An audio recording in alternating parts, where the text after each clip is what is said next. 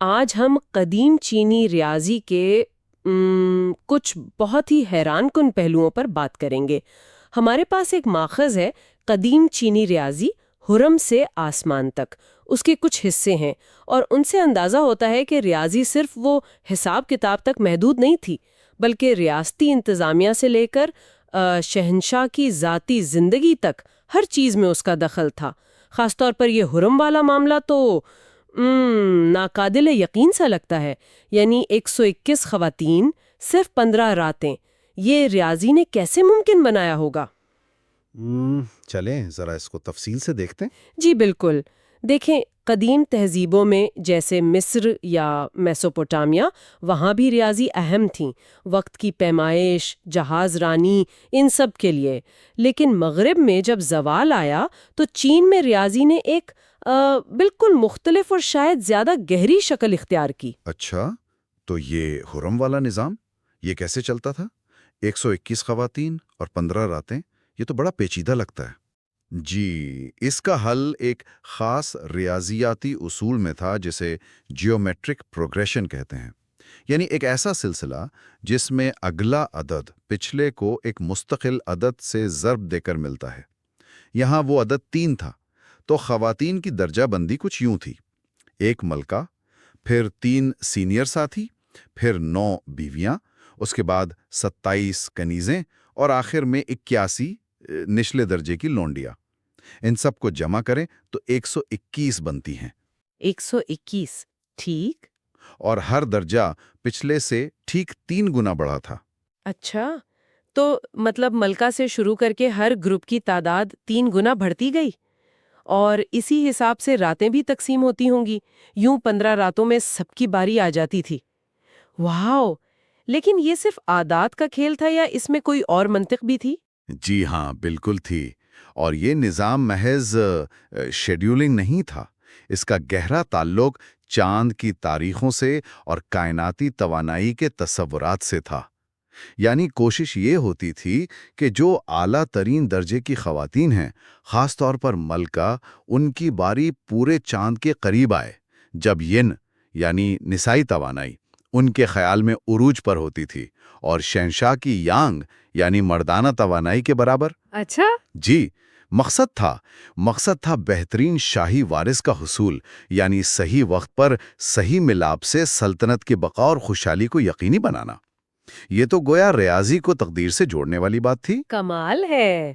یعنی یہ صرف انتظامی ضرورت نہیں تھی، بلکہ کائنات سے ہم آہنگی کی کوشش بھی تھی۔ لیکن ظاہر ہے ریاضی کا استعمال صرف حرم تک تو نہیں ہوگا۔ بالکل نہیں، بالکل نہیں۔ یہی انتظامی اور ریاضیاتی سوچ تو ریاست چلانے کے لیے مرکزی حیثیت رکھتی تھی۔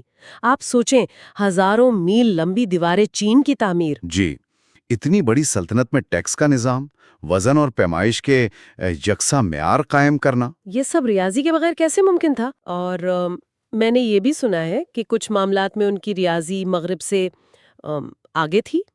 جی، اور یہ بات واقعی غور طلب ہے۔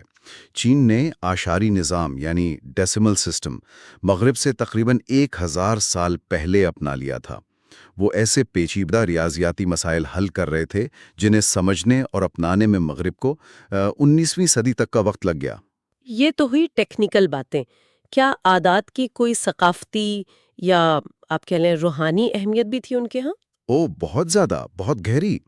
ایک روایت تو یہ ہے کہ چین کے پہلے افسانوی حکمران یلو بادشاہ، انہوں نے تقریباً 2800 قبل مسیح میں ریاضی کا دیوتا تخلیق کیا۔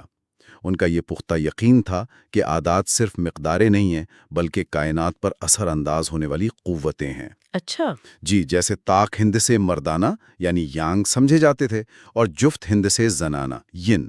4 کا ہندسہ منحوس سمجھا جاتا تھا کیونکہ اس کی آواز چینی زبان میں موت جیسی لگتی تھی، اوہ، جبکہ 8 کا ہندسہ خوش قسمتی اور دولت کی علامت تھا، اور وہ جو آج کل سڈوکو کھیلا جاتا ہے، اس جیسے عادات کے کھیل کا اپنا ورژن بھی ان کے پاس موجود تھا۔ تو کیا اس قدیم علم کا کوئی تسلسل آج بھی ہے؟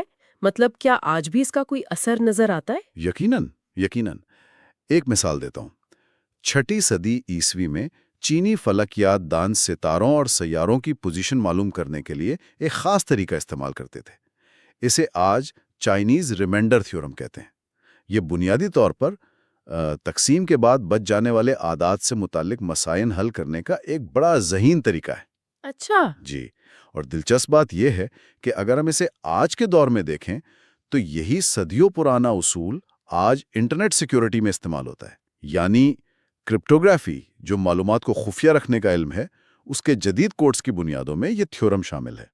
تو خلاصہ یہ نکلا کہ قدیم چینی ریاضی صرف وہ حساب کتاب نہیں تھی، بلکہ حیران کن حد تک جدید تھی، معاشرے میں، حکومت میں، کائنات کے تصورات میں، یہاں تک کہ ذاتی زندگی میں بھی گہرائی تک اتری ہوئی تھی۔ جی بالکل، اور آخر میں ایک سوچنے والی بات یہ چھوڑ جاتے ہیں کہ چین میں اعداد کی طاقت اور ان کی علامتی اہمیت پر جو اتنا گہرا تاریخی یقین رہا ہے، کیا یہ قدیم زاویہ نظر آج بھی وہاں کسی نہ کسی لطیف انداز میں جدید ٹیکنالوجی کے انتخاب پر یا معاشی فیصلوں پر یا شاید معاشرتی رجحانات پر اثر انداز ہو رہا ہوگا؟